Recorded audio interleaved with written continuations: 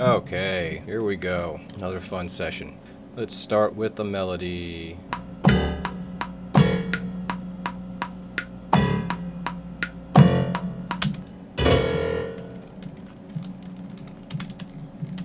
Okay, I want some weird sounds. I don't use vacuum too often, so I'm gonna use that. Probably have used vacuum maybe twice in a recording. So I'm gonna see if I can find something in it just to keep things fresh, try different things. The very first sound in vacuum is aggressive and in your face. I love it though.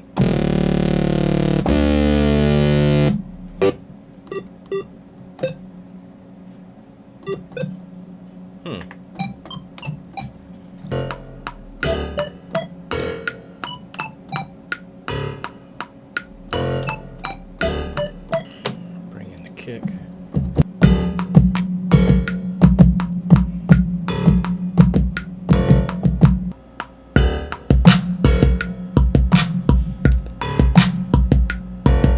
Bring them down a little bit so it's not so harsh when they do the triple claps. There we go. I want to duplicate that pattern, but since I'm doing that tat tat tat, I'll put in some extra little things, some extra hits. So a little thing I do is I'll take that extra hit I don't want and I bring the velocity down low. So when I'm looking at the velocities here, this little grid, I can see that the lowest one is that extra one that I don't want, right? So that way when I duplicate it, it's landing on the mark. And then when you see on the grid, all my little markers, so then I can highlight them, delete them, and now everything stays on beat. So with this, I want to give it a little bit more of a swing, so it's not 100% on the grid. I'll nudge it just a little bit. Give it a subtle little swing. It's almost like your ears don't pick up on it, but your body picks up on it. So now we're gonna go down to the hi-hat.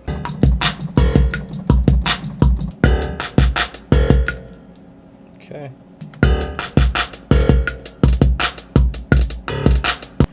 I don't like doing a lot of triplets and things and rolls throughout with every song, with every beat. Some songs may call for it more than others, but I don't try to go heavy on the trap, super fast hi-hat stuff all the time. I don't know how to put it into words. I guess it kind of takes away, for me, some of the dynamic of the beat. I guess the rolls for me, I use them more as like emphasis and dynamics on stuff. So that's just kind of how I use them. I've done it before where I've had it hi-hat crazy, but I don't always do that. Like that for me is enough. For this hi-hat, I want to give it a stereo sound to it. So I took the hi-hat, I'm just trying something different here. I took the hi-hat, stereoed it, inverted the signal for this one. As you can see, nudged it over, because if you keep them completely together and then you mono the track, the hi-hat disappears. That's just what happens when you invert signals. You know, you have a frequency, and then you take it, the same sound, the same clip, and invert the frequency, and then put them over each other. There's nothing, there's no sound there, basically. So I scoot it over so they're not hitting at the same time. Pop it into mono to make sure it's still audible, so when people listen on their phone or whatever, there's no phasing and issues like that. So that's what I did with the hi-hat.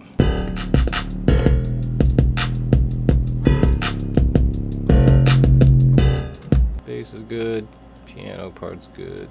So now I'm gonna take this bass part, I'm gonna bring it down here, throw in expand, see what we got.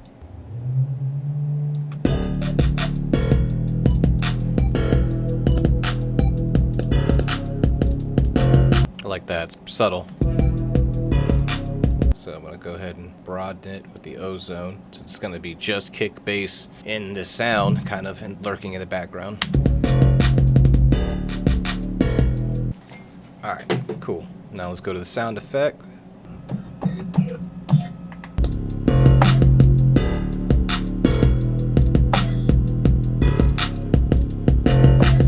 Kick's not hitting like I want. We're gonna change that. I'm going to create a new audio track, dump the claps in there, because I want to shorten the tails on them. Grab it, Drop it in here. Chop off till I get it how I like it. It's a little bit, see that tail there? I don't want all that tail. Don't know what I want it to sound like yet, but I have an idea, so we're gonna figure it out.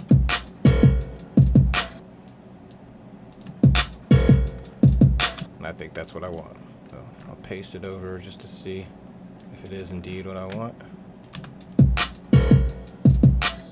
Yes, it is. Make sure it's up to the mark, and then you can just duplicate it. There we go. Just tightens up that clap a little bit more punchy. Throw a little reverse cymbal on the snare because I just saw that and want to throw it in. Having a hard time hitting the reverse cymbal on the mark because of the lead up into it. So I'm going to go ahead and just record myself doing it off time. It doesn't matter.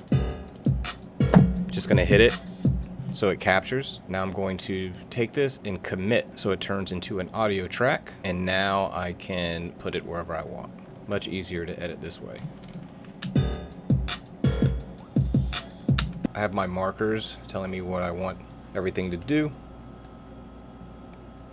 So now I just go through and make the edits.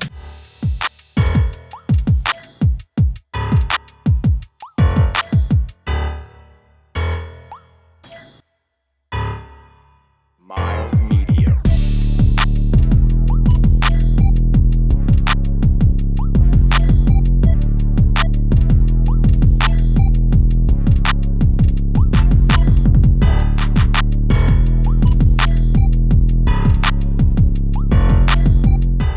Thank you so much for watching this video. Like, subscribe, then head to MylzMedia.com, where for a limited time artists can pick up 2 free beats and also grab other high quality beats starting at only $4.99.